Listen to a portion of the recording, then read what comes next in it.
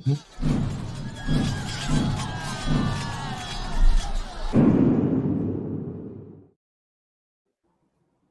Hello and welcome to another episode of the Ancient Warfare Answers podcast.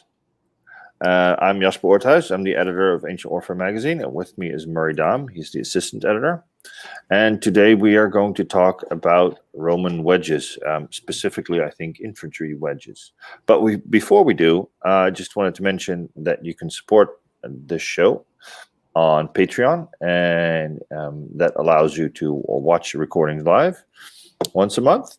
And if you support us at higher levels, you can get a digital or even a print copy of the magazine as well. So you can just stock up on all Ancient Warfare goodness and never have to hear about anything else like we do. But in the meantime, let's talk wedges. Murray. Well, the short answer to the Roman wedge is that indeed it did exist. It was called a cuneus, C-U-N-E-U-S, literally a wedge, and it's an infantry formation that we find at various points in time throughout the history of Roman warfare. We find it. The asker of the question was specifically asking about the tactics used against Boudicca in the revolt in Britannia in the 60s, but it's also, we find it at other points in time being used in various campaigns right through until the 4th century. And, you know, in the last episode, I think I mentioned a group of 300 Romans who, after the Battle of Adrianople, are fighting the Goths as they try and besiege the city of Adrianople itself, and they form a wedge and disappear into the Goths and are never seen again.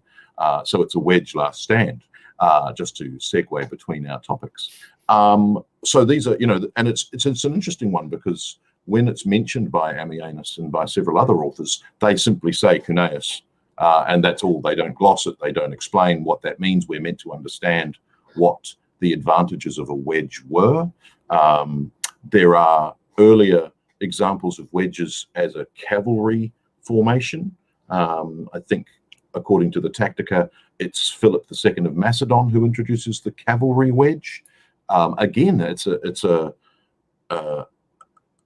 formation that seems to have a huge life in various different cultures, because again, when the Huns are introduced into Roman historiography, again, we're told that they fight as wedges.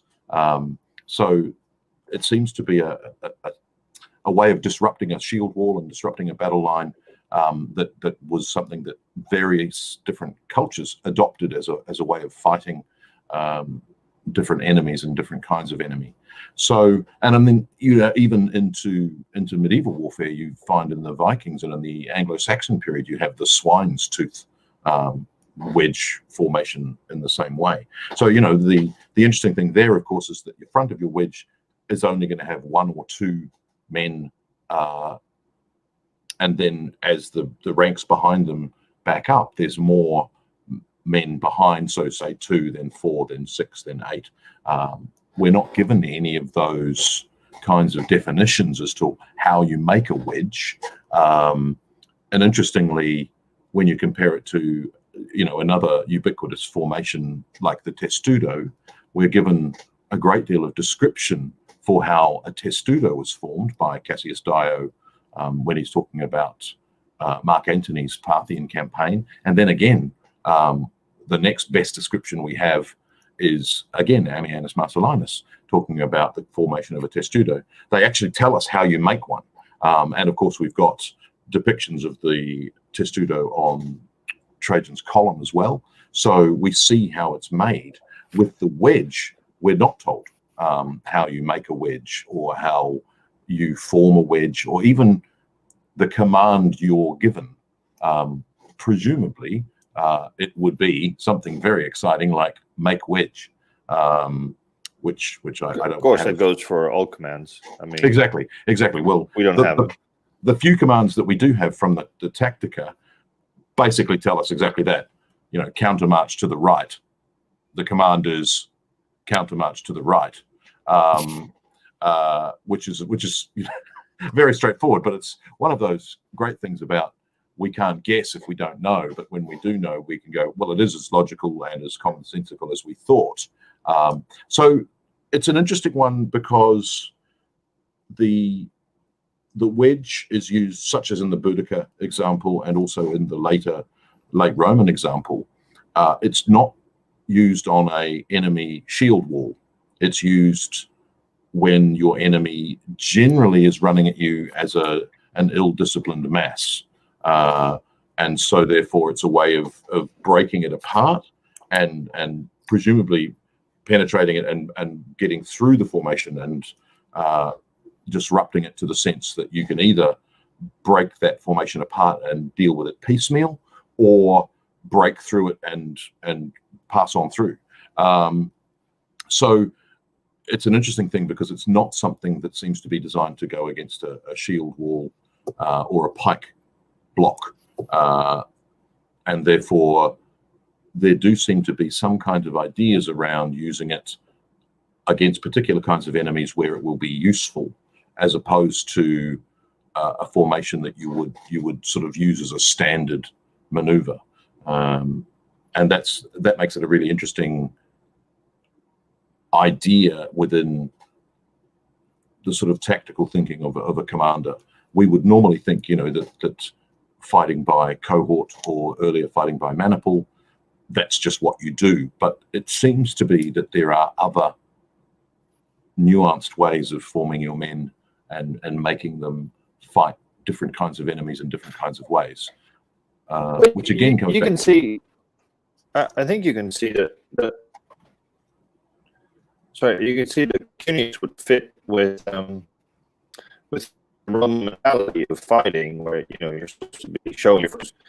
And if it's a centurion who's at the tip of the Cuneus, that forces him to prove that he's worthy of that spot, because the guy in front who rams himself into a shield wall is going to require a good amount of guts, I presume.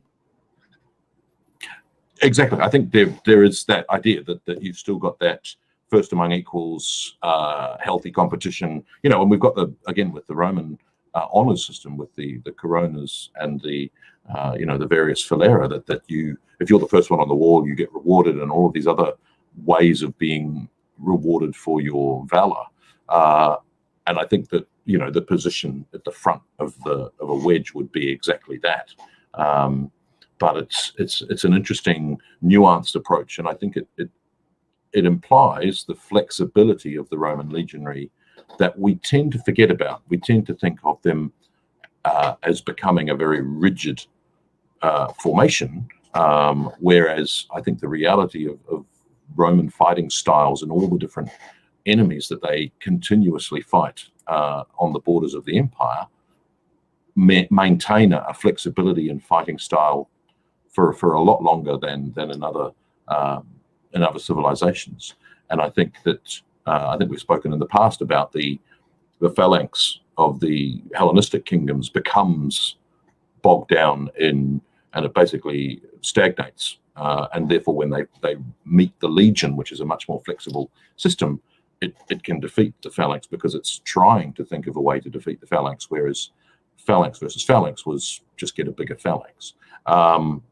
And so it's a very interesting, the arms race of the phalanx, get a bigger phalanx. Well, they go from 9,000 to 16,000, and then we get stories about 20,000 and more. So, whereas I think the Cuneus is a really good access point to understand that the Romans had flexible ways of fighting at all times to face different kinds of foes. If you're fighting the Macromani on the Germanic frontier, and then you're fighting in the east, you're going to have to come up with different ways of dealing with different kinds of enemies.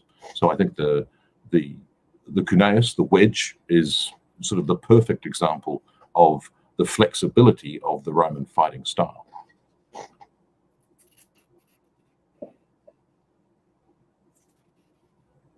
Cool.